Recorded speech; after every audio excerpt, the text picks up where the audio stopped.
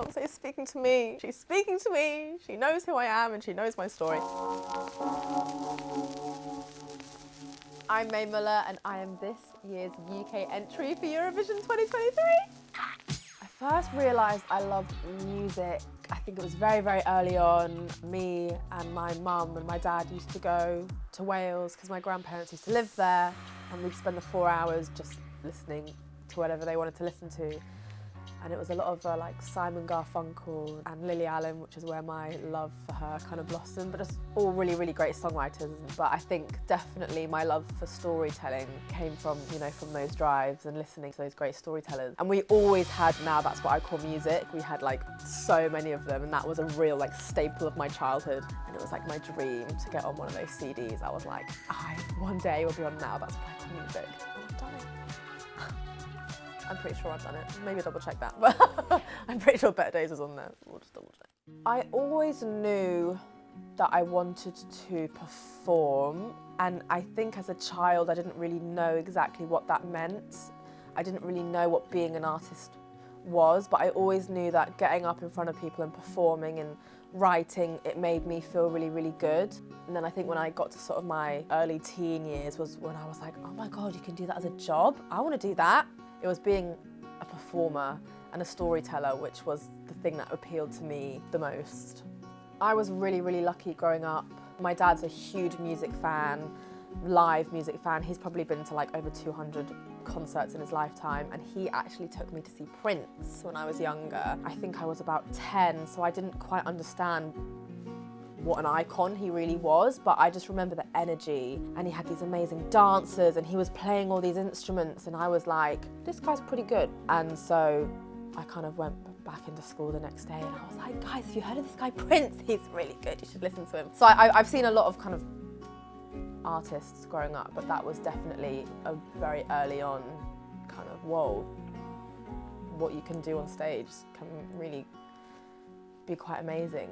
The first CD I bought myself, it was Lungs by Florence the Machine. One of my favourite albums of all time, and it was such an escape for me when I was younger. I would just put her on and you kind of get transported to this different world. So the soundtrack to my teenage years was All Right Still by Lily Allen. It was kind of about just the experiences of being a young woman and a young woman navigating relationships and being her, and how she kind of dealt with that. That really resonated with me.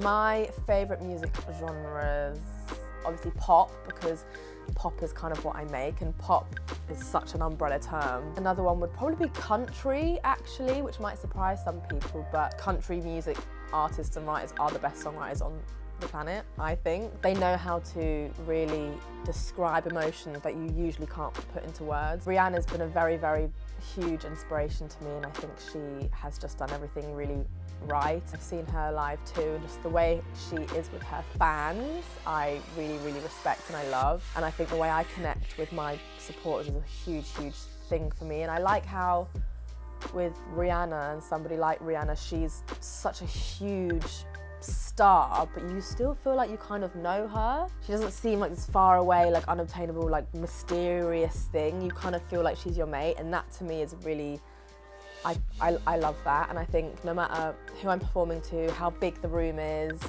I kind of want it to feel intimate. So I've always looked up to her as somebody that I'd quite like to be like. I mean, we all want to be like Rihanna, let's be honest.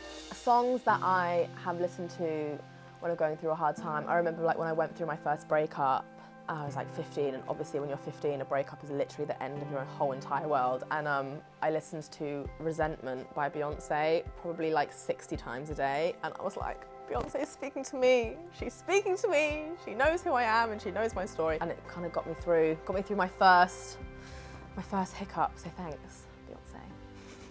Kacey Musgroves is another amazing lyricist. I think Slow Burn is probably one of the best songs ever written, in my opinion. Simon Garfunkel, their songwriting, you listen to it and I'm like, how did that even come from your brain? That's wild. So those three, very different vibes, but I think songwriting wise, I'm like, can't get much better than that, I don't think. If I had to listen to one album for the rest of my life, it would be probably Anti by Rihanna. I just think that album is skipless, flawless. It's the only thing I've had to listen to since 2016 from Rihanna, and I'm still not sick of it, so I probably could listen to it for the rest of my life and be perfectly fine. Yeah, I've done 7 years, what's, 80 more gonna do?